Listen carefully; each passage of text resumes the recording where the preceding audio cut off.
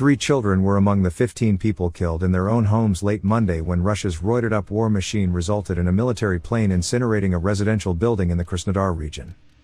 Russian officials say those affected by the catastrophe should focus on positive thinking and head back to work Tuesday in a good mood.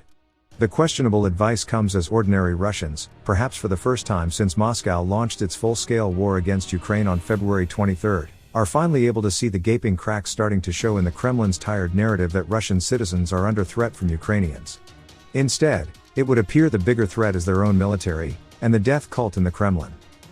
Veniamin Kondratyev, the Krasnodar governor, arrived at the scene in Yeysk while rescuers were still digging people out of the rubble late Monday following a jet crash that left 19 injured in addition to more than a dozen dead. He offered some spectacularly tone-deaf advice to those who lost loved ones or otherwise suffered as a result of the military disaster, just the latest in a long list of fiascos to blow back against ordinary Russian citizens during Moscow's so-called special military operation against Ukraine. The residents now need everything necessary so that they will continue to feel not like people, but they will nonetheless continue to work. I am certain that many of them will go to work tomorrow, Kondratyev said in televised comments to local media. He went on to say local authorities must do everything possible so that residents can get ready for work and go in a good mood. The comment sparked an uproar even among pro-Kremlin pundits like Komsomolskaya Pravda radio host Sergei Mardan, who tore into Kondratyev for his pearl of wisdom on Telegram. It is not clear what he meant: cheerful music under the windows of a burned-out house or handing out boxes of chocolates. How can you create a good mood among the victims of the fire, among whom 13 people died? Mardan wrote. Even Kremlin-friendly political analyst Sergei Markov saw signs of public disillusionment after the plane crash. People feel very keenly in this episode that the Russian army is much weaker than the Soviet one, he wrote on social media, blaming the disaster on wild capitalism and a weak state. But Kondratyev was not the only Russian official to urge citizens not to get too worked up about the tragedy. Russian lawmaker Andrei Gurulyov also chimed in on Telegram to say that while he is extremely sorry for those who lost their lives or loved ones, it is important for everyone to show restraint.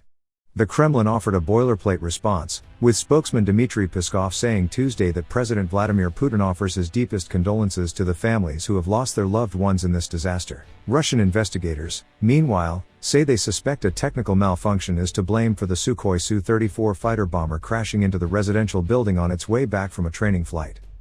While Russian defense officials have stressed that the military jet was engaged in training at the time of the disaster, experts have noted that the airbase to which it belonged is conveniently close to Ukraine, just about 37 miles from Mariupol, the once bustling port city that is now under the control of the same Russian forces that virtually wiped it off the face of the earth.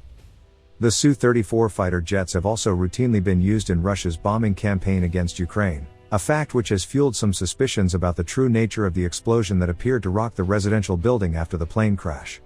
The Russian Telegram channel 112, citing unnamed sources, reported that the jet was loaded with ammunition at the time of the crash, a claim that was also made by local dispatchers who scrambled to respond to the disaster. Kondratyev, the regional governor, insisted the jet was not carrying munitions, however, and Russia's emergency situations minister denied there had been any explosion in the apartment block. The crash is just the latest military incident to strike Russian civilians as Russia's war against Ukraine has increasingly begun to backfire on its own soil, with reports of dozens of newly drafted troops dying before they could even be sent to the front line, and at least 11 volunteer fighters gunned down over the weekend as they took part in training for the war. In the wake of the crash, many Ukrainians expressed sympathy for the civilians killed, but pointed out that the same Russian fighter jets had been brutally bombing Ukrainian citizens for months.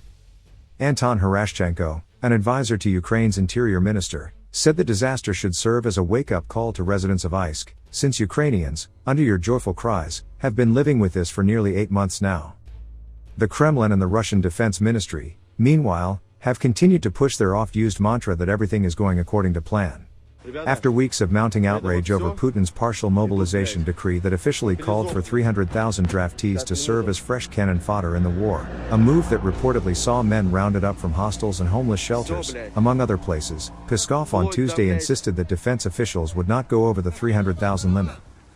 But he also noted that Putin had not yet signed a decree recognizing that the mobilization was over.